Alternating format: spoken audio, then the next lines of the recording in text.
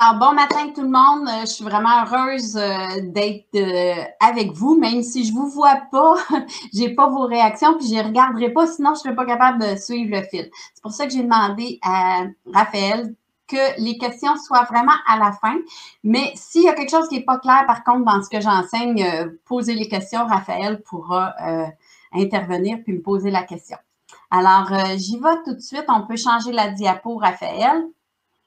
Donc, ma source d'inspiration est vraiment Michelle Provencher. Michelle, c'est une massothérapeute qui est aussi professeure ou enseignante à l'Université de l'Abitibi-Témiscamingue et qui m'aide vraiment depuis quelques années à structurer vraiment de façon pédagogique mes cours. Donc, je la salue, Michelle, je t'embrasse. Et Michelle est un aide vraiment important pour moi. Et les sources, tu peux changer la diapo. Mes sources d'informations pour vous donner le matériel d'aujourd'hui, c'est vraiment, comme vous me connaissez, mon grand amour pour Serge Marchand. Donc, le livre sur le phénomène de la douleur, oui, avec Serge Marchand. Il y a aussi Nancy Julien qui m'a enseigné le cours sur la douleur de qui je me réfère aussi. Et aussi le cours avec Jean-Pierre Pellerin, c'était le cours sur je m'approche, la neurophysiologie et la neuropsychologie. Donc, dans ce module-là, bien sûr que ce cours-là était important pour moi. Tu peux changer. Alors, dans notre petit matin, ce qu'on va regarder ensemble, on va regarder des bases, vraiment des petites bases sur la neurophysiologie des sensations. On va identifier quelques différences entre la douleur aiguë et la douleur chronique. On va regarder un peu comment ça se fait la modulation de la douleur. On va explorer aussi des pistes d'intervention stratégique en massothérapie dans la gestion de la douleur selon les besoins de la clientèle en douleur. Puis, j'ai 2 histoires de cas à la fin, donc j'espère qu'on va se rendre là. On peut changer. Alors, une mise en contexte sur la douleur, la prévalence de la douleur, les causes de la douleur, 1 à 2 là, c'est des cas de cancer. Mais 30 à 40 c'est des causes, la cause, elle est musculo-squelettique. Après ça, on a 25 c'est des opérations suite à des opérations ou des blessures. Il y a un 10 de céphalée, les migraines. Un 20 à 30 que c'est des causes inconnues. Ça, c'est selon l'Organisation mondiale de la santé. Alors, moi, je remets en gras le 30 à 40 c'est musculo-squelettique. Nous, comme massothérapeute, qu'est-ce qu'on fait? C'est quoi notre travail? Bien, on travaille justement sur des muscles et ce qui est rattaché au squelettique. Donc, on a un bon travail à faire sur la douleur. On peut changer, Raphaël. OK. Alors, les 5 éléments qu'on va regarder concernant la neurophysiologie, on va regarder la cellule nerveuse, on va regarder les neurotransmetteurs. On va regarder la moelle épinière, le cerveau et l'influx nerveux. On peut changer. Donc, la fameuse cellule, OK, ici, on voit la cellule, on voit son corps, le stroma qu'on appelle. Le soma, pas le stroma, le soma. Et avec ses dendrites, on voit aussi l'axone et ses boutons à la fin. Alors, ceux qui me connaissent, qui m'ont déjà eu en formation, y a-t-il une question, Raphaël? Oui, juste pour que tu saches, toi, quand tu montres quelque chose de ce bord-là, sur l'image, c'est de l'autre bord. Ce que tu peux faire, c'est dire à gauche, à droite. Fait que pour nous situer, là, au lieu de pointer, là, c'est plus facile comme ça. Merci beaucoup. Excellent. Alors, ceux qui me connaissent, je suis une bricoleuse, j'ai eu besoin de me faire d'autres moyens pour bien assimiler ça. Donc, si vous regardez à votre gauche le corps là, cellulaire, alors c'est comme un... Ici, j'ai fait avec mes petits écouteurs comme ça. Donc, les écouteurs, les récepteurs, finalement, les dendrites, c'est ce qui va chercher de l'information.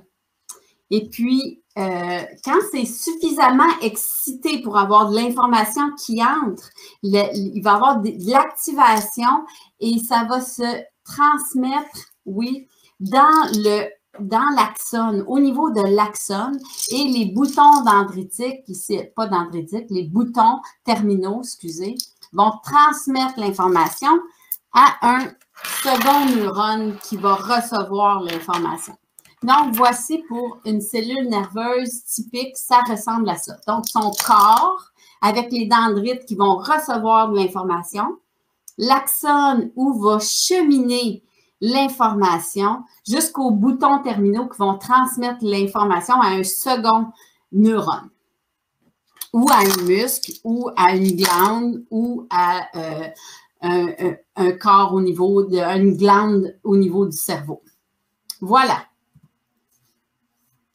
On peut... Oui, parfait. Oui, exactement. Alors, la cellule nerveuse, ici, on voit, excusez, on voit un bouton. Donc, c'est là où l'information, elle a circulé au niveau de la neurone et elle va sortir pour aller communiquer avec un autre neurone.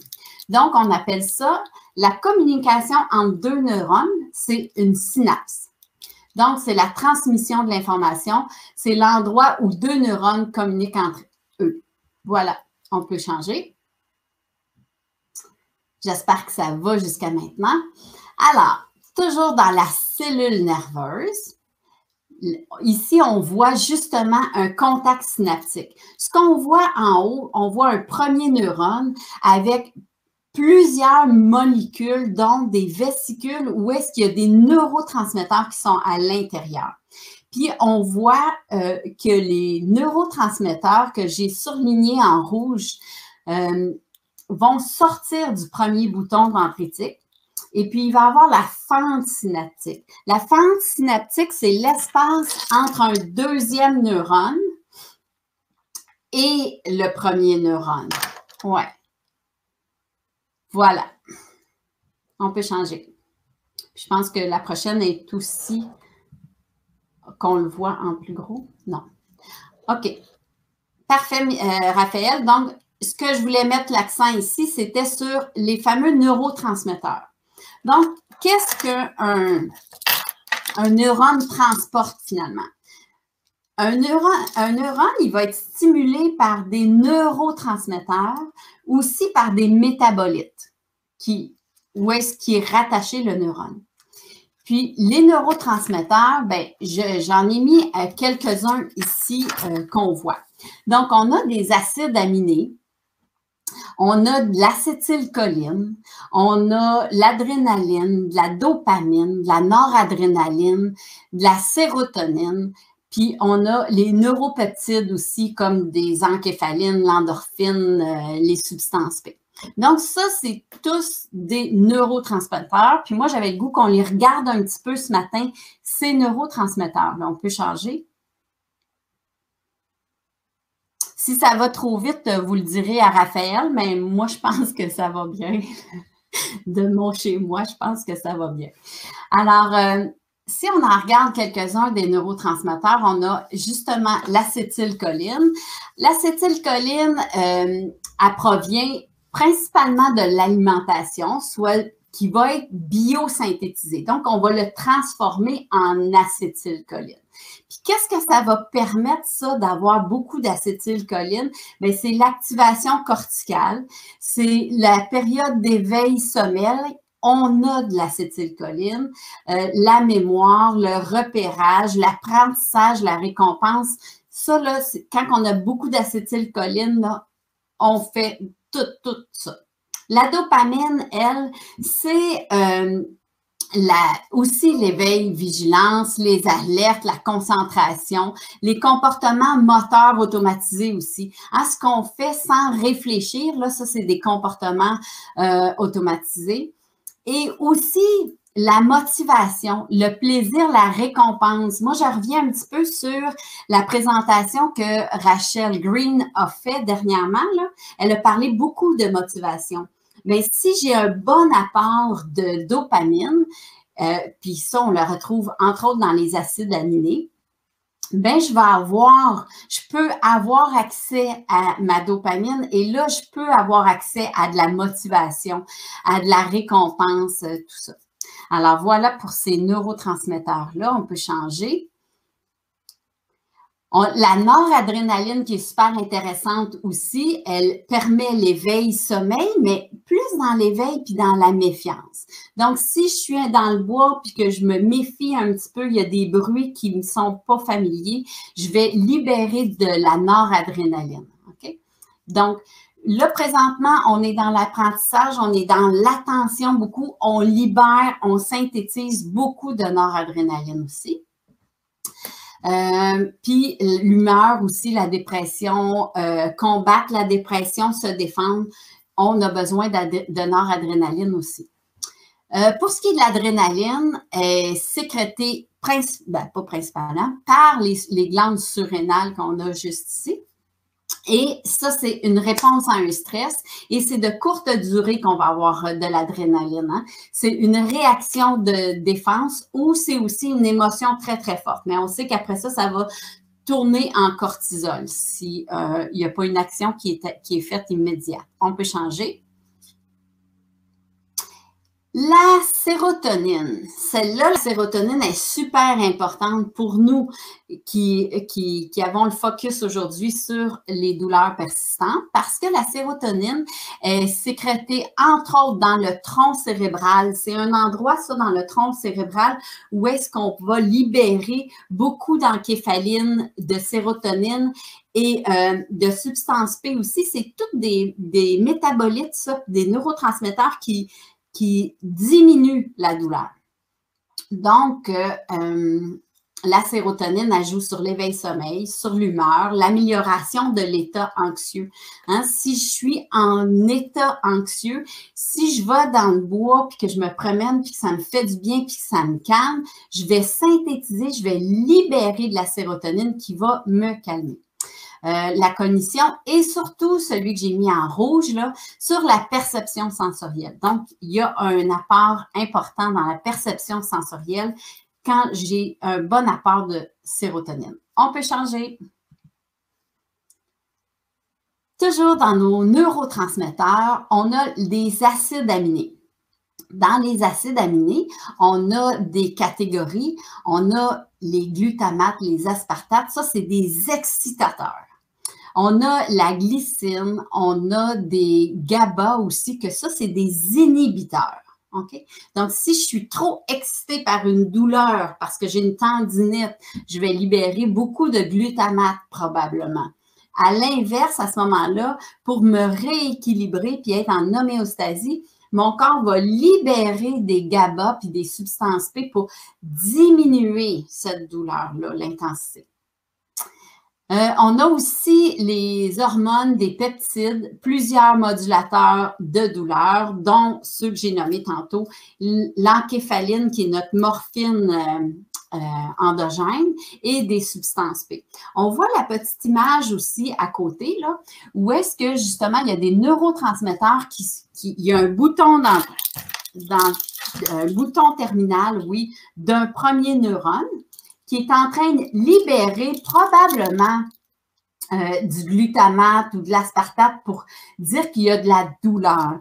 Puis là, le neurone qui va être juste au-dessus, oui, il va avoir un dendrite qui va venir recevoir cette information-là. Donc, finalement, la communication de la douleur se fait tout le temps. Donc, la petite image que vous voyez à gauche, la douleur se transmet. Alors que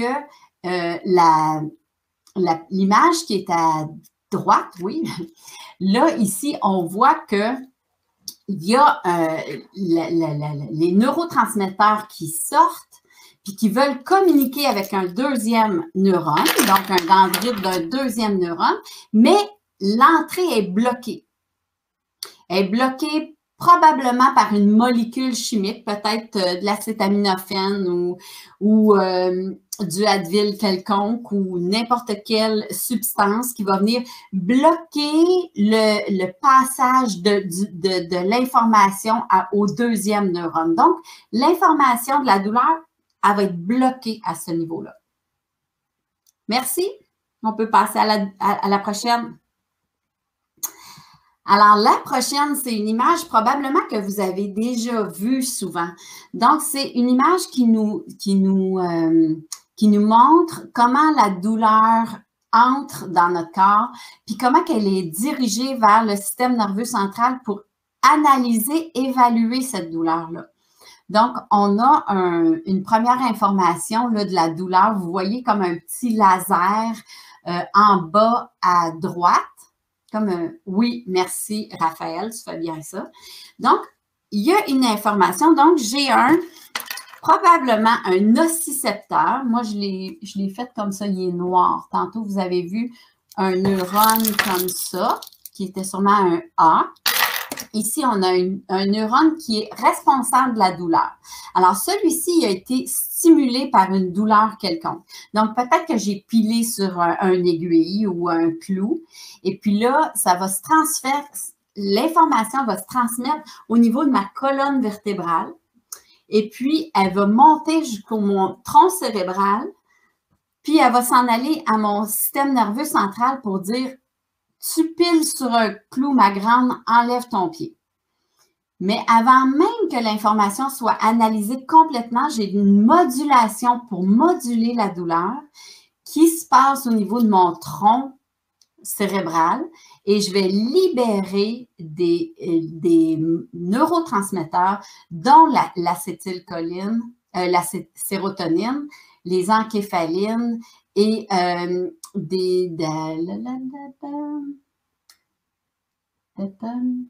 l'encéphaline, noradrénaline, oui. Excusez-moi.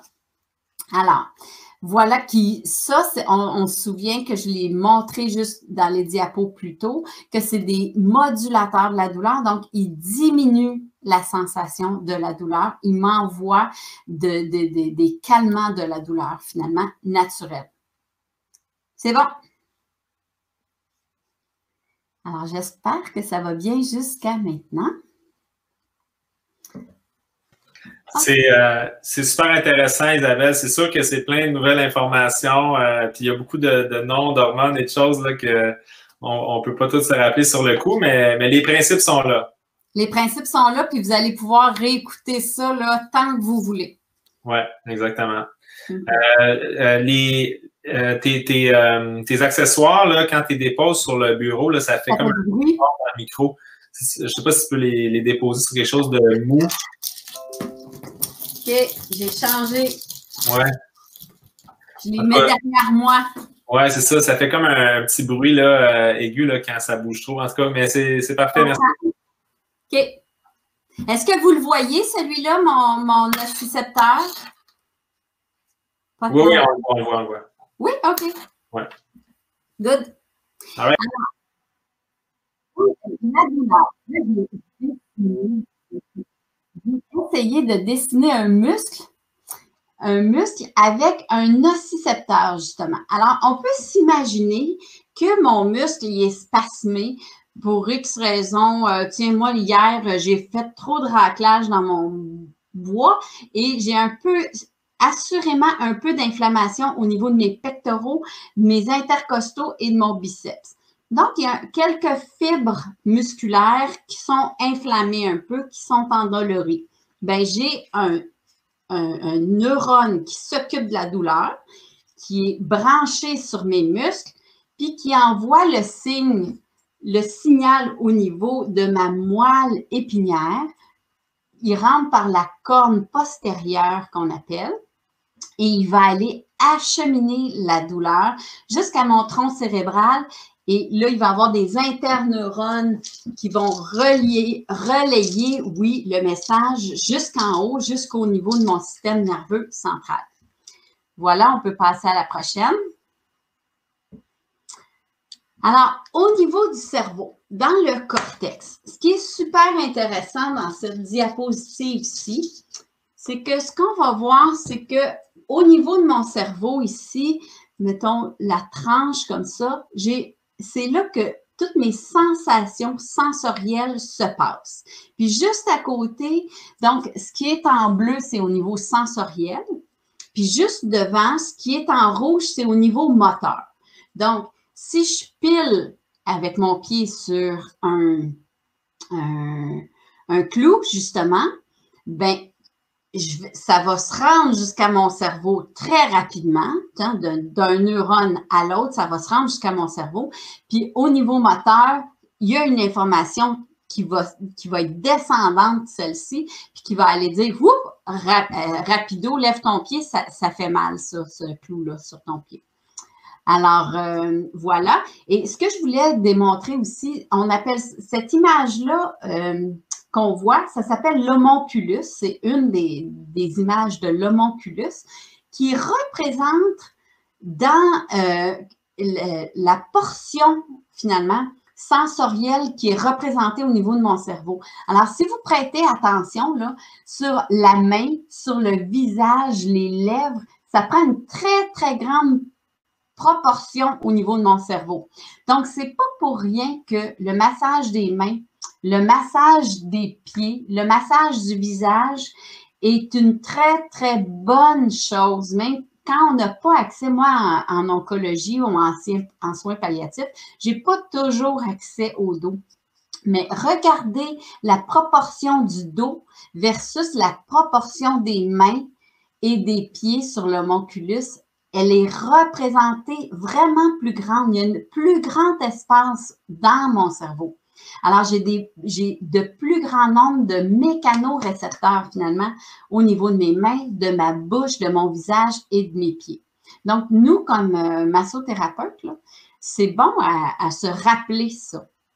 Donc, des gens qui ont de la douleur persistante, quelqu'un qui a une capsulite de l'épaule, peut-être que je ne pourrais pas travailler pendant une demi-heure sur son épaule, mais juste d'aller masser ses pieds et ses mains, son visage, ça va venir prendre un grand espace au niveau de sa perception sensorielle agréable qui va faire une grande différence au bout de la ligne. C'est bon. Et moi, je me rends compte que ce que j'ai oublié de faire, c'est d'avoir un timer. Mais bon, je viens de m'en trouver un, ça va. On peut changer de diapositive. Alors, ici, par rapport à l'influx nerveux. L'influx nerveux, en fait, j'en parle depuis tantôt.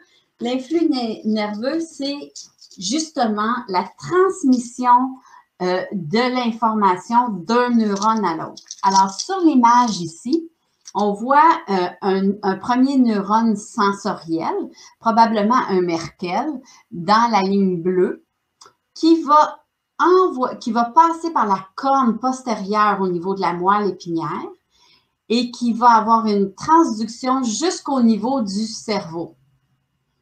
Et il y a un très bon ajustement parce que la personne ici qui représente, elle tient un crayon. Donc, au niveau de la perception, on doit avoir une bonne perception pour bien tenir notre crayon et avoir une force qui est ajustée pour tenir un crayon versus je tiens une tasse, ce ne sera pas la même force que je dois appliquer, ce n'est pas les mêmes muscles. Donc, on voit la sensation qui est en bleu qui va jusque dans mon cerveau et on voit la zone motrice qui active, qui est en rouge, un neurone moteur qui est en rouge, qui va venir donner la bonne justesse d'application de pression sur mon crayon. Voilà, on peut changer la diapo. On le voit encore ici. Maintenant, ce qu'on va voir dans le prochain schéma, on voit un neurone moteur qui est à gauche, qui est relié à un muscle. Et à droite, on voit un neurone sensitif qui est probablement un Merkel.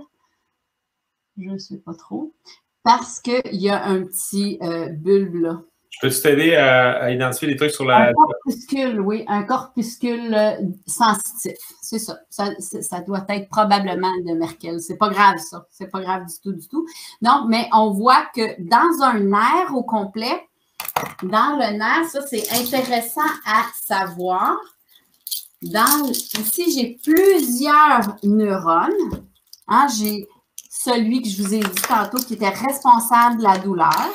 J'ai un neurone A-bêta, oui, A-bêta, A-bêta, A-delta. Juste faire attention au son. Oui, je m'excuse. Et aussi, ici, on a un thermorécepteur, mais je veux juste dire que ça, tout ça sont reliés ensemble dans une gaine d'un nerf. Parce que ce qu'on voit ici, c'est un nerf. Dans le nerf, j'ai des neurones qui sont responsables de sentir, puis dans le même nerf, je vais avoir aussi des neurones moteurs. OK? Hey, je t'ai mis en grand comme ça. Oh, je vois ça! OK. Alors, dans le même nerf, il y a tout ça. Donc, c'est pour ça. C'est ce qui explique que si j'ai un accident, une rupture au niveau d'un nerf, ben, j'aurai plus de sensation et je n'aurai plus non plus de mouvement moteur. OK? Ouais. Voilà. Là, je vais essayer de ne plus trop les toucher, mes petits neurones. Vas-y. Donc, on peut changer la diapo. C'était l'influx nerveux. Bon, maintenant, au niveau de la nociception, hein, je le dis depuis tantôt, c'est juste une autre image. Donc, ici, on a un neurone qui est responsable de la douleur, puis même un thermorécepteur, parce que là, ici, je suis en train de me brûler. Donc, l'information, elle va entrer toujours par la corne postérieure de ma moelle épinière, puis elle va être transmise et il va y avoir une régulation, une modulation, on se souvient, au niveau du tronc, que je vais déjà libérer de la noradrénaline, des encéphalines et de la sérotonine pour diminuer ma douleur un petit peu. Et je vais avoir au niveau de mon cortex une perception de la douleur. Voilà. Donc, si je peux résumer ça là, dans mes mots de ma... Je connais pas ça. C'est dans le fond, ce que tu veux nous dire, c'est que la sensation qu'on ressent au bout de nos doigts ou le neurone sensitif, c'est pas exactement ça qui va se rendre au cerveau. Il y a une modulation qui se fait entre les deux. Puis ça se passe principalement dans le tronc cérébral. Le tronc cérébral, c'est ça. Là. Il y a comme, fait que ça se rend pas direct, puis ça peut. Oui et non. Oui et non. J'en ai beaucoup qui s'en vont direct, puis j'en ai qui s'arrêtent aussi en même temps au niveau du tronc. Mm-hmm. OK? OK. Donc, ça veut dire que si je mets mes mains sur ma cuisinière qui est chaude, j'ai pas besoin d'analyser que j'ai les doigts sur la cuisinière, que je vais déjà avoir le réflexe, ça se fait au niveau du tronc, le réflexe d'enlever ma main et aussi, en même temps, je vais avoir des modulateurs de la douleur qui vont diminuer ma sensation de la douleur. OK. OK? La prochaine diapo est super intéressante aussi parce que depuis tantôt, je parle justement de mes neurotransmetteurs. En fait, là, qu'est-ce qui arrive quand j'ai des cellules endommagées? Quand dans mon muscle, exemple, celui d'hier que j'ai trop raclé, puis que là, j'ai de l'inflammation, puis j'ai quelques petites fibres musculaires qui sont irritées aujourd'hui. Qu'est-ce qui se passe dans ce temps-là? En fait, c'est que j'ai des cellules dans mon muscle qui sont endommagées. Mais quand j'ai des cellules endommagées, là, je vais avoir du potassium, je vais avoir de l'histamine, excusez, je vais avoir de la sérotonine. Je vais avoir des brandykinines, je vais avoir de l'adénosine, puis je vais avoir des triphosphates. Puis ça, c'est tous des métabolites là, qui stimulent la douleur. Ils sont algésiogènes. Ça, algésie, ça veut dire douleur. Dans le niveau scientifique, là, algésie, c'est tous des synonymes de ça fait mal, de douleur. OK? Donc, tous ces métabolites-là, ces molécules-là sont, quand il y a des cellules qui sont endommagées, j'ai ça. Mais eux autres, ces molécules-là viennent justement stimuler le neurone sensitif. Puis, quand il est stimulé, c'est là qu'il va libérer plein de neurotransmetteurs puis qu'il va envoyer l'information. Il va y avoir aussi des produits qui vont être synthétisés sur place, comme la prostaglandine. La prostaglandine, c'est un métabolite, c'est un neurotransmetteur qui transmet de la douleur. OK? Donc, lui, il donne de l'hyperalgésie, de la sensibilisation des nocicepteurs. Puis, on va avoir des leucotriènes aussi.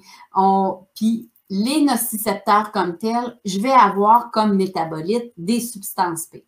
Donc, c'était juste pour vous dire là, que quand j'ai des cellules endommagées, que ce soit une coupure, que ce soit une éraflure, que ce soit une brûlure ou simplement un étirement musculaire ou quelques fibres musculaires qui sont un peu enflées, inflammées, je vais avoir de ces métabolites-là, puis c'est eux qui viennent stimuler des neurotransmetteurs. Puis la substance P, c'est quoi ça exactement? C'est un neurotransmetteur qui donne l'information de la douleur. OK. Fait que dans le fond, c'est ça, la douleur, puis quand on parle de douleur chronique ou de douleur persistante, c'est des substances, des métabolites qu'il y a beaucoup dans les endroits qui... En fait, dans les douleurs persistantes, souvent, c'est qu'il y a une inflammation chronique et il va y avoir de toutes ces substances-là qui sont dans le siège de la douleur, dans l'endroit où est-ce qu'il y a de la douleur. Donc il n'y a plus de, il n'y a plus la stimulation, il n'y a pas un impact, il n'y a pas exactement. L'agression, mais c'est vraiment à l'intérieur, on a comme un cocktail hormonal qui crée un terrain là, de douleur. En fait, tu as raison, il y a un cocktail de métabolites qui sont là, qui sont présents, qui viennent stimuler constamment mes neurones sensibles à la douleur, les nocicepteurs. Puis en plus, ce qu'on peut regarder quand on fait la formation complète, c'est que les membranes de ces nocicepteurs-là, ils vont se modifier puis ils vont devenir très, très, très sensibles à tous ces métabolites-là. Mm-hmm. Alors que toi et moi, quand on n'est pas atteint de douleur chronique, même si j'ai quelques de ces métabolites-là qui sont présents, je vais faire fi, puis tu sais, comme moi, ma douleur là, de mes pectoraux, de mes intercostaux, de mon biceps ce matin, là, je suis capable de l'enlever, je ne suis pas trop incommodée, mais quelqu'un qui a une douleur persistante, c'est que lui, ses nocicepteurs vont être modifiés, puis ils vont être très, très, très, très réactifs à ces substances-là. OK. Donc, c'est ce qui explique pourquoi des gens qui sont en douleur chronique vont avoir très mal pour des choses qu'on ne peut pas vraiment comprendre. Si on n'a pas de douleur, on est comme, mon Dieu, mais pourquoi elle a mal de même? C'est juste qu'il y a un peu, tu sais, mais... Il y a des modifications. Il y a l'hypersensibilisation. Oui, il y a de l'hyperalgésie qu'on va appeler, qui va être faite au niveau de mes membranes des nocicepteurs. Oui. Puis tantôt, si je ne me trompe pas, tu nous parles de comment moduler désensibiliser ça aussi à travers le massage, hein? Ah oui, ben oui. Ça, on va arriver à ça tantôt. Tu en avais parlé dans l'entrevue qu'on avait fait l'année passée. Oui. Ouais, ça, OK, ça, c'est super intéressant. Fait que c'est vers là qu'on s'en va avec tout ça. Ouais. Bon, parfait. Prochaine diapo. OK. La prochaine diapo est super importante pour nous aussi comme massothérapeute parce que nous, on doit savoir si c'est une douleur chronique ou une douleur aiguë à laquelle on fait face. Donc, Chantal, elle vient chez nous, elle a mal à son épaule. Bien, moi, je dois évaluer si c'est une douleur qui est aiguë ou une douleur chronique parce qu'on va voir que je n'agirai pas du tout de la même façon. Donc, dans la douleur aiguë, là, si on regarde 3 facteurs importants, donc, excusez, hein, quand c'est écrit DLR, ça veut dire douleur. Donc, la finalité biologique, le but de la douleur aiguë, elle est utile, elle est une protection, c'est un système d'alarme.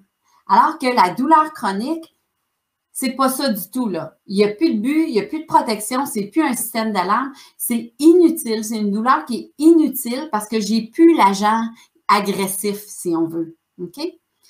C'est destructif, puis c'est même considéré, selon l'Organisme mondial de la santé, comme une maladie en soi. OK?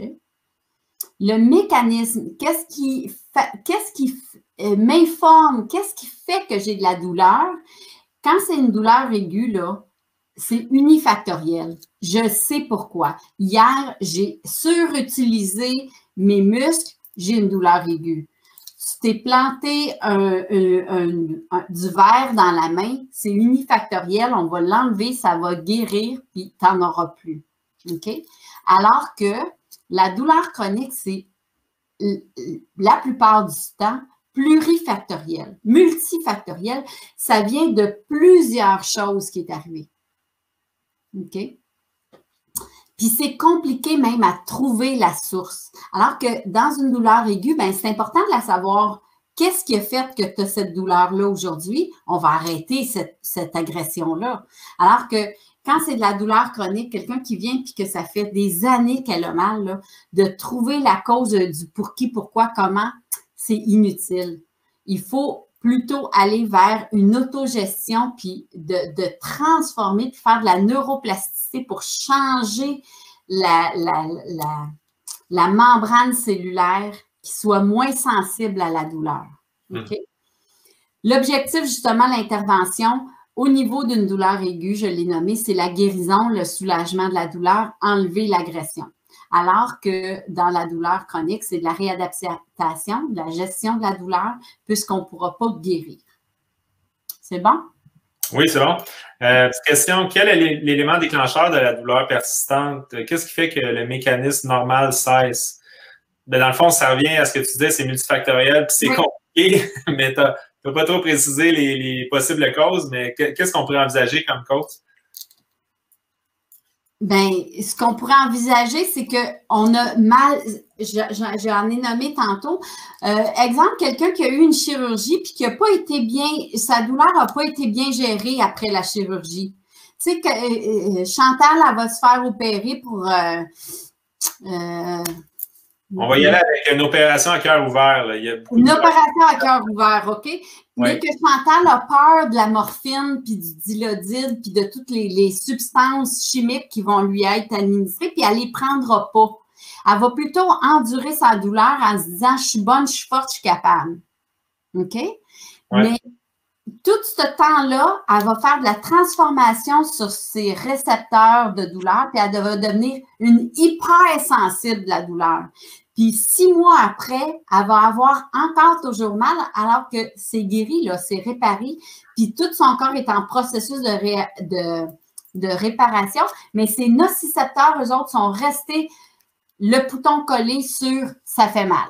Oui, le piton, il est pogné dans le fond, là, c'est ça. Oui. OK, je comprends. OK. Hey, ça va trop vite le temps, faut passer à la prochaine. Ça va trop vite? OK, petite question. Alors, c'est bon de s'occuper le plus tôt possible de la douleur aiguë, sinon ça augmente la possibilité de douleur persistante? Ça, c'est primordial. All right. Suivante. OK. Alors, ici, des petits traitements non pharmacologiques au niveau de la douleur. On a comme 3 mécanismes pour diminuer de la douleur. On a au niveau local, parce que vous avez peut-être entendu parler dans vos cours de la théorie du portillon. La théorie du portillon, c'est que mon nocicepteur il est stimulé à distance. Il entre dans ma moelle épinière. OK? Et puis que si je viens... Lui, il est stimulé, mettons, parce que je suis pincée. Mais si je viens frotter, je vais faire de la compétition au niveau de la porte, de l'entrée. Et puis, le nocicepteur va être moins bien écouté au niveau de ma porte d'entrée. Et la douleur, la sensation agréable va parler plus fort. Donc, la théorie du portillon, donc un massage léger, de la chaleur, du froid, tout ce qui est agréable, c'est un modulateur de la douleur. Des TENS conventionnels aussi, ceux qui ont déjà entendu parler des TENS, c'est le TENS conventionnel, c'est une décharge électrique qui se fait, qui est pas nocive, là, qui est pas douloureuse. Donc, à haute fréquence et faible intensité, ça va faire comme une petite vibration. Donc, au niveau de la théorie du portillon, ça va être un bon modulateur de la douleur. Ensuite de ça, au niveau de mon tronc, j'en ai parlé beaucoup de mon tronc cérébral, hein, de mes modulateurs de la douleur. Donc, les TENS acupuncteurs maintenant, donc les TENS cette fois-ci avec une haute intensité et une basse fréquence, vont venir stimuler de la douleur, comme les trigger points aussi, comme les points gâchettes. C'est toutes des choses qui vont faire que je vais libérer encore plus de neurotransmetteurs qui vont moduler ma douleur. Puis après ça, ben, j'ai dit que tantôt que ça s'en va au niveau de mon cortex, la sensation de la douleur. Alors, pour que j'ai de la sensation de la douleur, il faut que ça se rende jusqu'à mon cerveau. Donc, si j'enlève mon attention, comme là, présentement, je suis tellement prise dans mon cours que je ne la sens plus du tout, ma douleur, là. Pas du tout, parce que mon cerveau, il est vraiment occupé présentement à vous enseigner. On peut changer de diapositive. Là, je vais me répéter, fait que je vais passer plus rapidement. Donc, nous, comme massothérapeute, comment on peut intervenir? On peut intervenir au niveau local, au niveau descendant, puis au niveau du système nerveux supérieur. On peut changer. Donc, juste le local. Parce que la prochaine là, je fais le résumé. Ah, c'est ça. OK. Alors, au niveau local, les massages légers, tout ce qui est agréable. OK? Quand on touche là, sur la blessure d'un enfant, c'est ça qu'on fait. Exactement. Ton enfant, il se scratche le genou en vélo, puis que toi, tu flattes, là, tu frottes rapidement, là, c'est au niveau local. Donc, tu sais, tantôt, quand je parlais au niveau d'un nerf comme ça rentre tout par la même porte. Donc, là, on va venir moduler la douleur au niveau local. Au niveau descendant, ben, c'est quand on fait les trigger points, quand on fait la méthode Bonaparte aussi, peut-être que vous connaissez, qu'on va aller faire des gros puits, des gros appuis forts, et puis qu'on va libérer, on va sploucher beaucoup d'endorphines pour diminuer de la douleur. Puis au niveau des centres supérieurs, ben, l'exemple que j'aime toujours nommer, c'est le petit enfant qui a envie de pipi, mais qui joue dans son carré de sable. Donc, dans sa vessie, là, il y a vraiment un étirement. Donc, les nocicepteurs au niveau des muscles de la vessie, là, ils sont étirés, plus capables. Mais lui, il n'ira pas faire pipi parce qu'il est pris dans son jeu de camion au carré de sable, puis c'est bien plus le fun. Mais quand il va se lever puis qu'il ne jouera plus, par exemple, ça se peut qu'il n'ait pas le temps de se rendre à la toilette. Bon. Puis la version adulte de ça, c'est relaxation, visualisation, méditation, hypnose. Exactement. Donner un cours. Oui. OK. La prochaine diapo, je vous montrais justement avoir un analgésique versus pas d'analgésique. Donc, on a en bas, là, en rose, on voit un premier neurone, des boutons terminaux qui lancent de la prostaglandine, qui informe à mon prochain neurone que j'ai de la douleur. Puis, si je prends un analgésique, donc de l'acétaminophène quelconque, ben, je vais venir bloquer la prostaglandine, je l'arrête. Fait que ça ne pourra pas se rendre. OK? C'était ça. Bon, celle-ci, je l'aime beaucoup. Et puis, Annie Jubinville en a parlé aussi la semaine passée. Donc, par rapport à la douleur, puis c'était dans le massager 2020, là. Est-ce que pendant que tu nous en parles, tu peux nous situer oui, je vais faire ça. Alors, on a en haut de tout, on a une lésion. Il y a eu un effort, j'ai une lésion. Là, je vais descendre au milieu, il y a de la douleur. Donc, j'ai eu un traumatisme quelconque et j'ai de la douleur. Si on prend le chemin, le chemin vers, oui, la droite, le bon chemin. Donc, mettons, là, moi, hier, j'ai raclé beaucoup, j'ai de la douleur. Si aujourd'hui, je me dis, j'ai peur d'aller racler encore parce que je vais me refaire mal. OK? Bon, peut-être que là, un kiné ou mettons que c'était grave, là, mais c'est pas grave, mon affaire. Mais peut-être que je pourrais retourner, mais vraiment modérément. Donc, garder, continuer à bouger, puis à me mettre dans l'action va faire en sorte que je vais réparer mes fibres musculaires qui sont un petit peu endolories. De rebouger, je vais me remettre en action. Donc, je vais libérer de la synovie, je vais remettre en action mes fascias aussi qui ont été un petit peu inflammés, traumatisés, et je vais m'en aller vers la guérison, vers le normal en bougeant, en étant en action. Si on regarde le chemin qui va moins bien, j'ai de la douleur et si j'ai on s'en va vers la gauche maintenant, si j'ai des pensées catastrophiques, j'ai peur, on va appeler ça de la kinésiophobie. Je ne veux plus bouger. Je ne veux plus jamais aller dans le bois. Je ne veux plus jamais bouger. Je ne veux plus jamais racler. Je ne veux plus utiliser. Je ne veux même plus respirer parce qu'à chaque fois que je respire, ça fait mal. Bien là, je vais m'en aller dans un engrenage que je ne bougerai plus, bien, j'aurai plus ma libération de synovie, j'aurai plus ma libération de mes endorphines, j'aurai plus de la mobilité, je réparerai pas mes fascias, je réparerai pas mes muscles, puis je vais devenir avec l'incapacité. Je veux plus bouger, j'ai peur. Bien, ça entretient la douleur chronique. Pourquoi je vous ai mis ça? C'est parce que nous, comme massothérapeutes, là, il faut être des influenceurs à notre clientèle à se remettre en action. Puis nous, on peut faire des mobilisations passives. On peut, quelqu'un qui vient qui a une capsulite, on appelle ça une épaule gelée parce qu'ils ne veulent plus la bouger du tout. Mais moi, si j'y vais avec des petites manœuvres très douces, très englobantes, des manipulations passives, je le remets en action. OK? C'était ça. Il y a quelqu'un qui a posé une toute petite question de compréhension sur la diapo d'avant. Est-ce que, pourquoi on dit descendant ici? C'est parce que ça monte et ça descend, là? Ouais, non. Non, je ne suis pas entrée là-dedans parce que je trouvais complexe un peu, là, tout ça. En fait, ça s'appelle les CIDN, les contrôles inhibiteurs diffus descendants. Alors, c'est le contrôle des inhibiteurs pour diminuer de la douleur, diffus, descendant. Ça veut dire que j'ai mal à la tête. Si je fais un point fort ici à distance, puis que ça me fait mal, j'appuie fort, là, tu sais, bien fort, bien, je vais libérer de l'endorphine partout dans mon corps. OK, c'est pour ça que ça descend. Exactement. Ça part de mon tronc cérébral, puis ça s'en va partout dans mon corps. OK, je comprends. C'est ça qui sont inhibiteurs, diffus, puis descendants. Fait que ça a moins rapport avec la modulation de la douleur quand elle remonte au cerveau, ça? Non.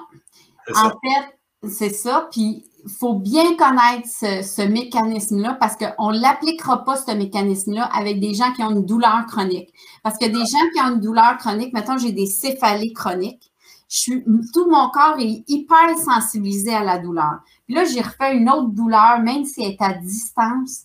Non, je ne veux plus ça. Je veux juste donner des sensations vraiment agréables à mon corps. Parce que la personne est hypersensible à la douleur, puis ça va juste Exactement. Oui. OK, super. Génial. All right. Prochaine diapo. Alors, juste la diapo d'avant, je disais qu'il faut remettre en action notre clientèle. Il faut les faire bouger. Annie Jubinville en a parlé beaucoup aussi, comment remettre les gens en action. Moi, dans mon cours que j'ai fait, autant sur la douleur, le phénomène de la douleur que celui sur la douleur chronique, on a parlé de ça, c'est un site Internet que vous pouvez aller voir. Je pense que tu peux peut-être mettre le focus, Raphaël, sur le lien Internet que j'ai mis là. Ça, c'est l'école de la douleur de l'UQAT. Et c'est une mine d'or d'informations pour tous les curieux et curieuses. C'est ça, douleurucat.ca. Si vous faites ça, là, vous allez arriver sur ce site-là. Et le site que vous avez présentement donne des informations sur la cervicalgie, la lombalgie, ici, je vais l'avoir plus grand, la fibromyalgie, oui. Alors, vous allez avoir des exercices que vous pouvez proposer à votre clientèle, mais commencez par vous aussi. Si vous avez si quelqu'un a une douleur quelconque chronique, là, allez voir des informations là-dessus, puis ça va vous aider, vous, personnellement. Vous pouvez diriger votre clientèle vers ça, puis vous pouvez aussi vous laisser vous inspirer par beaucoup de trucs qu'ils donnent. Ils sont très, très, très généreux. C'est un site extraordinaire. Voilà. Exact. Puis, juste une petite note sur la pratique illégale de la médecine. C'est important de ne pas se dire qu'on prescrit des exercices à nos clients pour les guérir de la douleur chronique. C'est vraiment, on est dans un mode préventif, on est dans une approche vraiment… Si tu me suis dans ma prochaine diapo, tu vas voir, j'en parle. OK, super.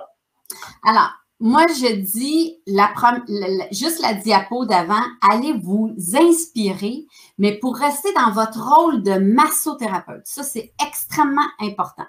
Donc, comment adapter son massage hein, son geste de massage pour exploiter l'inhibition de la douleur, donc exploiter la diminution de la douleur.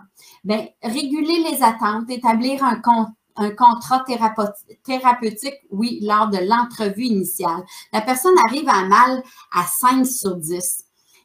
Elle, là, elle s'attend à quoi, la personne? Elle s'attend-tu à ce qu'elle sorte à 0? Si ça fait 5 ans qu'elle a mal à 5, 4, 6, 7, 3 sur 10, il va falloir s'entendre avec elle, ça va aller pas mal mieux.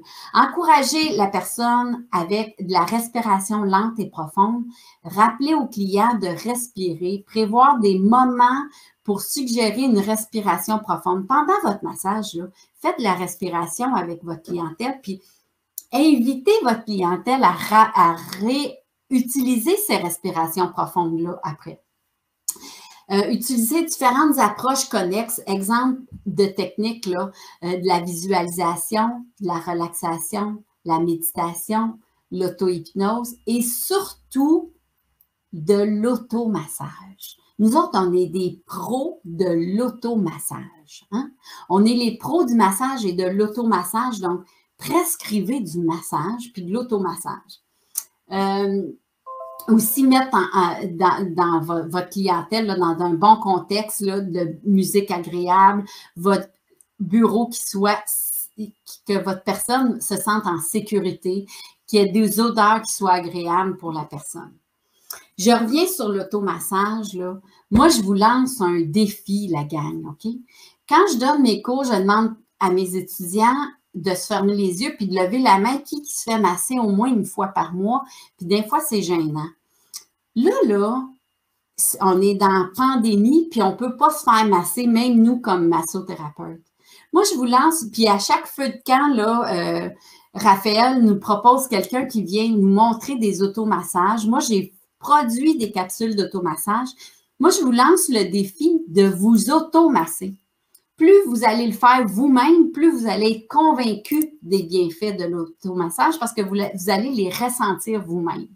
Puis c'est ça dans lequel nous, on est des professionnels. C'est pas dans les exercices des stabilisateurs, c'est pas dans le renforcement, c'est dans l'automassage. Et ça a une puissance extraordinaire. Voilà la prochaine diapo. Alors, je reviens sur l'école interactionnelle de la douleur chronique. Ils ont élaboré plusieurs stratégies d'intervention. Comment pouvons-nous nous en inspirer pour adapter toujours notre travail de massothérapie? Donc, Raphaël s'en allait là-dessus tantôt. Ben moi, je continue là-dessus.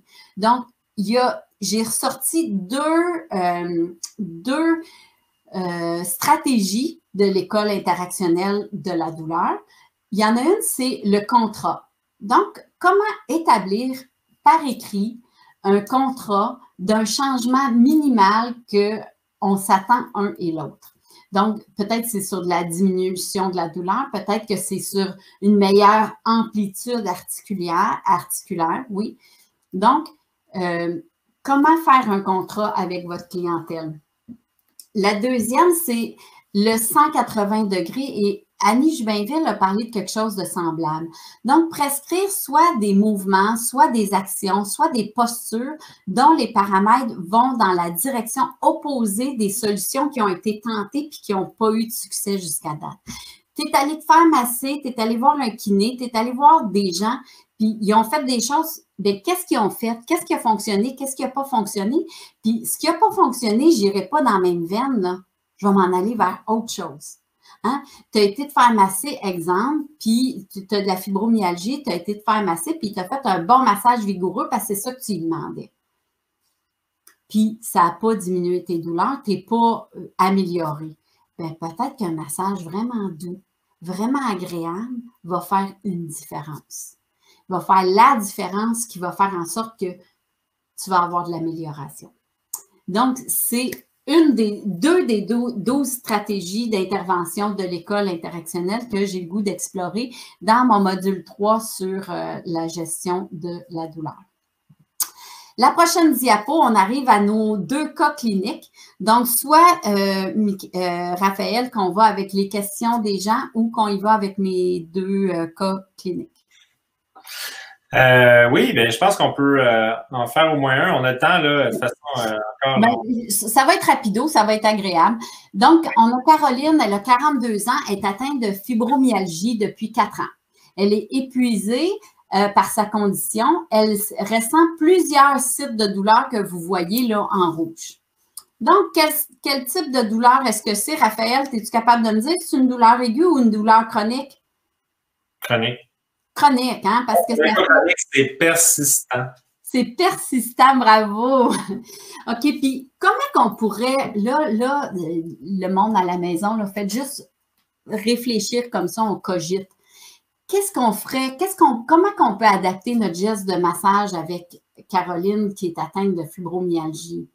Ben, tu sais, peut-être qu'on va y aller doucement, peut-être qu'elle a le goût de se faire rentrer dedans, mais peut-être qu'on peut y expliquer que te faire rentrer dedans, tu vas activer encore plus tes nocicepteurs, puis tu vas continuer de renforcer ta douleur chronique. Donc, peut-être qu'on va aller vers quelque chose d'autre. Peut-être qu'on va s'attarder aussi sur des endroits dans ton corps que tu n'as pas de sensation douloureuse. Dans le fond, ce que tu as mentionné déjà, mais que tu m'en avais déjà parlé à une autre occasion, c'est beaucoup de se concentrer sur des sensations agréables et uniquement agréables, puis ne jamais sortir de ça. Puis pas une sensation neutre, vraiment neutre, une sensation vraiment très agréable. Fait que si la sensation agréable, on peut juste aller la chercher loin de la douleur. Ça peut être ça. Et ça va être ça. J'avais une cliente qui, elle, on s'est rendu compte avec le temps, parce que moi, j'aime masser avec des pierres chaudes, mais en vérifiant avec elle, poser la question, toi, t'aimes le chaud, le froid, ta douche, t'aimes ça chaud ou t'aimes ça froid? Qu'est-ce qui te fait du bien? Tu sais, un bon moment dans un spa, est-ce que ça augmente ta douleur ou est-ce que ça la diminue? Bien, avec elle, j'ai compris que c'était une douche froide qui était bonne pour elle. Bien, quand j'avais des petites pierres chaudes, je n'ai pas utilisé mes pierres chaudes, mais j'ai dit, hey, on va faire une expérience. J'avais des pierres froides. J'ai essayé. J'ai dit, ça, c'est comment pour toi? Elle m'a dit, ben c'est agréable. Ben voilà comment adapter son geste de massage. Puis, toi, tu as un travail d'éducation à faire avec tes clients qui se disent, ah, mais là, c'est tout léger, ça n'a pas d'impact sur ma douleur chronique. Comment est-ce que tu veux m'aider avec ça? Mais toi, justement, avec la notion des membranes, justement, synaptiques, là, trop sensibles, c'est que tu vas désensibiliser cette problématique-là, l'hypersensibilisation des nocicepteurs. Exactement, exactement. Puis c'est pour ça que c'est important de parler. C'est peut-être lourd de parler de neurophysiologie, mais il faut. Il faut parce que c'est quand moi je la comprends, je vais être capable de le transmettre. Puis en plus, si c'est des gens qui sont suivis dans des cliniques de douleur chronique, ils sont habitués à ces mots-là. Mm-hmm. Puis ils sont habitués aussi qu'il faut faire on appelle ça de la neuroplasticité, c'est-à-dire de faire de la réparation au niveau des neurones, de la membrane cellulaire des neurones. C'est ça de la neuroplasticité. Oui. J'irai avec mon autre cas. Oui, on y va avec ton autre cas, oui. Alors, le prochain, c'est Rémi. C'est un jeune homme en bonne forme de 24 ans. Il pratique régulièrement du CrossFit. Hein? Puis, il ressent une douleur au niveau du mollet droit depuis plusieurs mois. La douleur est apparue soudainement, mais s'intensifie à l'effort et il devient de plus en plus difficile pour lui de s'entraîner. Est-ce que c'est une douleur aiguë ou chronique, selon toi? Selon moi? Oui. Ben, ça a l'air persistant. En fait, là, c'est une douleur aiguë. Ah, mais oui? il est en train de se chroniciser si on ne fait pas quelque chose. OK. OK? Parce que lui, c'est vraiment à l'entraînement. Donc, il y a eu sûrement une petite déchirure au niveau des fibres musculaires. Puis là, il y a des adhérences avec ses fascias. Puis là, ben, à chaque fois qu'il refait son entraînement, puis ceux qui connaissent le CrossFit, là, c'est quand même pas c'est quand même pas de la balade dans le bois, là. Alors, bref, avec lui, là, on va sortir des choses comme Annie Jubinville nous a parlé, là. Tu sais, là, on pourrait faire du pompage, on pourrait faire de l'étirement myofascial, on pourrait faire du palpé roulé, puis après ça, refaire des manœuvres pour réaligner les fascias puis les fibres musculaires. puis de l'automassage, parce que ce gars-là, il ne viendra pas nous voir tous les jours. Mais s'il se fait de l'automassage tous les jours, puis que j'y indique bien comment le faire, dans son cas à lui, j'y avais bien indiqué, mais pas assez, parce qu'il entretenait de la douleur. Mais quand il est venu me revoir, là, on a remis les pendules à l'heure. Je dis, montre-moi comment tu fais, ça. Mais il entretenait sa douleur. Parce que lui, il voulait ressentir quelque chose pour s'imaginer qu'il y avait un effet, c'est ça? Oui, puis aussi, c'est parce qu'il y a un temps pour faire de l'étirement myofacial puis de briser les adhérences. Mais après ça, il faut que tu laisses une chance de guérir à tes fascias. Fait qu'après ça, il faut que tu réalignes. Fait qu'il faut que tu fasses des exercices juste de contracter, relâcher pour que les fascias reprennent leur forme. Mais si tu les brises à chaque jour, tu fais toujours voyons, quand on brise les fasciales, là, tu brises les adhérences tout le temps. Là, ils veulent se refaire, puis toi, tu les rebrises à chaque jour. Là, tu n'es plus dans la bonne affaire. Mm-hmm. Fait que voilà. Faut combiner. Yes. Ouais. Alors, je ne sais pas si on a dépassé. Je ne sais pas. On n'a pas dépassé. On a la période des questions. Là, fait que, oh, mon Dieu! OK. On a juste dépassé dans la période des questions, Isabelle. On a du temps en masse. Là. Wow! Good! OK. Ben, voilà. Fait que, super. Merci énormément. Là, je demandais à tout le monde, posez-nous vos questions sur la présentation ou sur tous les sujets là, qui... Isabelle est partie. Je suis partie, je me fais de l'air, j'ai chaud. Il me semble que j'ai pas un sprint. Là, j'ai chaud. Ouais. Donc, on va prendre vos questions. Et puis, en attendant vos questions, je vais passer quelques commentaires des gens qui ont donné. Là. Donc, ici, très intéressant, surtout qu'en cours, j'ai eu seulement un léger survol sur les neurones et le système nerveux. En plus, ça fait longtemps. Gros merci. Est-ce que j'ai du monde de la Belgique, Raphaël? Pardon? J'ai-tu du monde de la Belgique qui se sont joints à nous? Là? Ben, c'est pas écrit sur leur profil Facebook, je sais pas. il y en a, je sais qu'il y en a. Yves, le drainage lymphatique, je l'appelle la technique amour. Ben, on parlait de légèreté, quelque chose d'agréable. Oui, absolument. Comment c'était qui a écrit ça? Agathe. Vraiment, Agathe, le drainage lymphatique, tu ne te trompes pas avec ça. Hein? Tu es vraiment dans la douceur, tu es vraiment dans l'agréable. Comme le traguère aussi. Hein? Tu restes toujours dans ce qui est agréable tout le temps. Donc, oui, les douleurs chroniques, c'est parfait pour ça. On a ici aussi Marie-Josée qui dit le shiatsu est super pour la douleur persistante aussi, en vérifiant toujours ses limites pour y aller progressivement. Alors, ici, dans ce cas-là, ce que j'ai envie de dire, j'ai pas fait de shiatsu, puis j'ai pas reçu beaucoup de shiatsu. Mais la perception que moi j'ai du shiatsu, c'est qu'on va rentrer dans de la douleur. Maintenant, si on revenait au petit schéma, là, la lésion, l'effort, bouger. Raphaël. Oui, je vais venir là. Oui. Alors, si avec ton shiatsu, tu brises la séquence de la kinésiophobie, de la pensée catastrophique, que tu es capable d'aller à cet endroit-là, de faire quelques mobilisations puis du shiatsu, peut-être que tu pourrais briser cette séquence-là, puis peut-être de cette façon-là, ça pourrait être bénéfique. Mais je pense que la personne voulait dire qu'elle y allait très graduellement selon. Oui, avec du respect. Oui. Moi, je suis comme en accord. Là. Je dis que je ne suis pas la pro du shiatsu, là, mais si le shiatsu, il va être dans le but justement d'aller avec une douceur, puis de permettre du mouvement, de permettre d'aller un petit peu dans la douleur, puis de passer par-dessus, ben, on peut arriver à quelque chose d'intéressant, oui. Yes.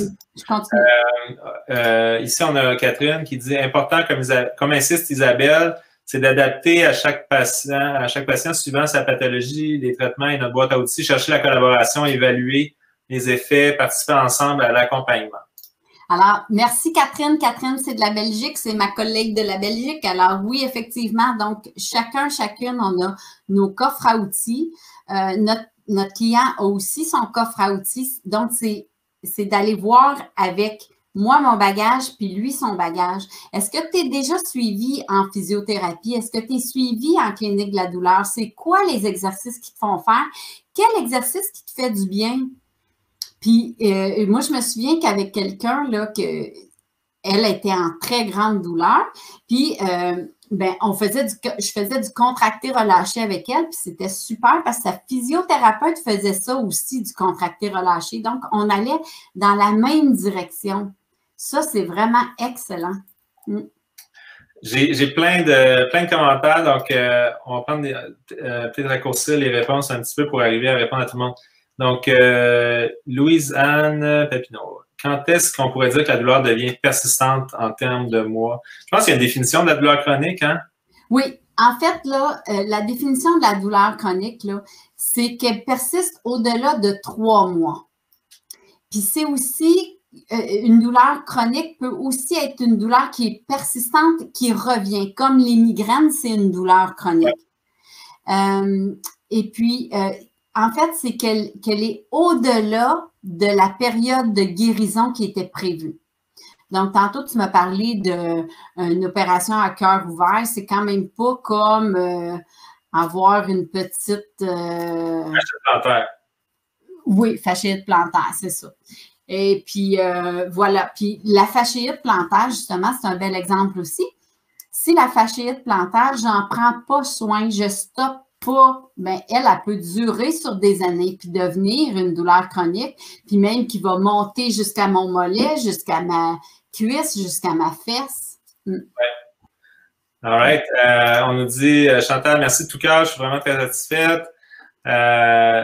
Joanne, très intéressant, j'ai eu une opération au ménisque, j'ai gardé une douleur persistante. Qu'est-ce que tu me recommandes? Ben, est-ce que tu es vu en physiothérapie? Tu sais, ça serait vraiment important d'être vu en physiothérapie.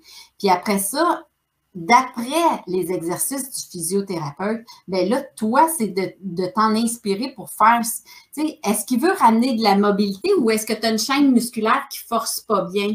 Est-ce que tu as une chaîne musculaire qui est faible, puis l'autre qui est trop forte, puis qui s'attire, puis que ça entretient un phénomène d'arthrose dans cette articulation-là? Tu sais, moi, comme c'est comme ça, là, je dis, ça prend vraiment un avis d'un professionnel pour ajuster ton geste de massage. Oui. Est-ce qu'il faut plus de souplesse? Est-ce qu'il faut du renforcement dans telle chaîne musculaire? Est-ce qu'il faut amener un peu plus de synovie dans ton articulation? Je ne le sais pas. OK. Super. On a la question, est-ce qu'on peut partager le site de l'UQAT là, avec nos clients? Ben oui, parce que sur le site, si on y revient, là, c'était la prochaine. C'était juste celle d'après. Ouais. Alors, vous allez voir, il y a traitement en groupe, traitement individuel, cours, formation, équipe, référence, accueil. Donc, sur ce site-là, il y a ce qu'il faut pour la clientèle, puis il y a ce qu'il faut pour des thérapeutes. Super. All right. On nous dit, Suzy, merci. Un livre super intéressant, Un cerveau à 100% de l'auteur Eric Braverman pour notre bien-être et celui des clients. Est-ce que tu le connais? Non. OK. Bon, mais recommandation. Ensuite, je recommande parfois de cesser temporairement ou diminuer les activités qui peuvent causer des douleurs. Est-ce que vous pensez que ce n'est pas recommandé pour inciter à bouger? En fait, il y a comme 2 aspects à ça. La personne, il faut qu'elle reste dans le mouvement. Ça, c'est certain. Mais il y a comme une ligne qu'il ne faut pas dépasser. Donc, il faut s'approcher, exemple, la fasciite plantaire. OK? De marcher, ça fait mal. Donc, va pas faire une grande marche dans le bois de 5 km. Mais reste pas assis chez vous dans la maison. Peut-être que bouger dans ta maison, peut-être que faire juste un 500 mètres, revenir, puis après ça, te faire de l'automassage. Après ça, te mettre le bain dans un bain d'eau avec du sel ou te mettre dans un spa avec des petits jets ou, tu sais, je sais pas, là. Bien, peut-être que ça va être un minimum d'action de bouger qui va faire en sorte que tu vas garder tes fascias souples, assouplis avec de la synovie qui va rester souple. Oui. Alors, il faut bouger, mais il faut faire attention, il ne faut pas entretenir la douleur. Oui. OK, c'est un équilibre à chercher. Il y a plein de gens qui disent merci, tout ça. Je ne vais pas les sortir tous les commentaires. Je vais essayer de trouver les questions, mais plein de gens disent merci, Isabelle, merci beaucoup. Je te transmets tout ça. OK. Tu vas voir les commentaires par après. Il y a plein de beaux commentaires. Existe-t-il des formations pour les massothérapeutes en physiologie du système nerveux, justement, pour mieux comprendre la microscopie et la modulation du signal en thérapie manuelle? Bon. Bien, la FQM a bâti un profil de 4 modules sur la gestion de la douleur. Alors, moi, comme c'est là, je donne le premier module, celui de la neurophysiologie. Donc, ce qu'on a vu en 1 heure, là, moi, je le donne en 4 jours. Ouais. Donc, c'est beaucoup plus approfondi avec des histoires de cas, puis avec de bien comprendre les CIDN, la théorie du portillon, et plus. OK? Donc, ça, c'est le premier module sur l'introduction à la neurophysiologie de la douleur. Le deuxième, c'est l'introduction à la pharmacologie reliée à la douleur. Le troisième, c'est l'approche client. Donc, je parlais tantôt de stratégie thérapeutique, ça en fait partie. Donc, bien comprendre ma clientèle pour bien ajuster mon geste de massage. Est-ce que c'est quelqu'un qui vient puis on appelle ça quelqu'un qui vient puis qui veut juste se faire traiter puis qui veut pas se mettre en action puis se mobiliser? Bon, ben moi, je vais sortir tel attirail pour prendre soin de cette personne-là versus l'autre personne qu'on appelle un client qui va être plus acheteur puis qui veut s'impliquer dans sa guérison. Donc, ça, c'est c'est un clin d'œil, là, ce que je suis en train de vous dire sur le approche client et il va avoir l'application pratique. Alors, tous ces modules-là comprennent 200 heures. Et, ouais. Oui, puis ça, bon, ça a commencé cet automne à l'Institut de formation de la FQM à Montréal. Mais oui, mais ça a commencé à Montréal, mais il faut pas oublier que j'étais allée en Belgique en premier, à Chicoutimi, Québec, Granby, j'ai donné ce cours-là. Ça, c'était toujours avec l'Institut de formation ou c'était dans des écoles accréditées? Non, c'est dans des écoles accréditées. D'ailleurs, dans la dernière diapo, là, je le montre un peu où est-ce que, dans les écoles accréditées, où est-ce que je suis associée. Donc, à Granby, il est prévu en octobre, le premier module. À Latitude aussi, il est prévu septembre-novembre, le premier module. À Massotech, il n'est pas prévu. À Chicoutimi, il n'est pas prévu, mais je l'ai donné. À Montréal, on n'a pas prévu de date. En Belgique, il est prévu en novembre. Donc, c'est des cours qui sont montés et d'autres que je travaille dessus pour rencontrer les critères de la FQM sur le profil. Oui, OK, super. Puis, donc, pour savoir si tu enseignes dans une école ou d'une autre, on pourrait te contacter par courriel. Là. Il y a ton... Oui. Est-ce que tu mets ça sur ton site Internet aussi, isabellejo.com, ou c'est par courriel? Dans le calendrier, là, c'est écrit. Ouais. OK. Fait que pour les formations que tu donnes, c'est mieux d'aller sur ton site parce que, justement, tu enseignes à plusieurs endroits. Là. Oui. Ou si c'est dans votre région, là, c'est qui l'école affiliée, ben vous pouvez aussi vous informer auprès de l'école, puis garder ces calendriers avec eux autres. Parce que là, c'est certain que tout est reporté là, avec ce qui se passe présentement. D'ailleurs, j'étais en Belgique, normalement, présentement. C'est ça. Il y a d'autres questions. OK, il y avait une question sur tes cours. Suzy nous précise que son livre, Le cerveau à 100%, traite des neurotransmetteurs importants et bien explicite pour sensibiliser à l'importance de ceux-ci. Merci, Suzy. Oui. Ici, côté hypnose et ou auto-hypnose, le cerveau peut facilement intégrer des suggestions à l'opposé d'effets bénéfiques recherchés. Hypnose est un cours en soi. Oui. Donc, j'imagine que Marie-Pierre a une formation en hypnose et qu'elle veut nous dire. Ben, écoute, Marie-Pierre, moi, je suis à la recherche pour le 4e module. Là, j'essaie d'aller chercher quelqu'un qui travaille dans ce sens-là, mais j'aimerais vraiment que ce soit inclus. Moi, je n'ai pas ce bagage-là. Je sais qu'en Belgique, ils travaillent beaucoup avec ça aussi. Mais j'aimerais vraiment que nous, les massothérapeutes, parce que c'est un temps, pendant qu'on masse, là, c'est un temps de suggestion, d'hypnose qui est privilégié, là. Et puis, moi, je l'utilise, moi, comme pour moi-même, de l'auto-hypnose. Mais j'aimerais qu'il fasse partie de mon module 4 d'application. Qui est en cours de création, super. Ici, on nous demande le nom du livre, je pense que c'est le livre de Suzy, là, ça c'est Le cerveau à 100%. Donc, Suzy, tu pourrais réécrire dans les commentaires le nom du livre pour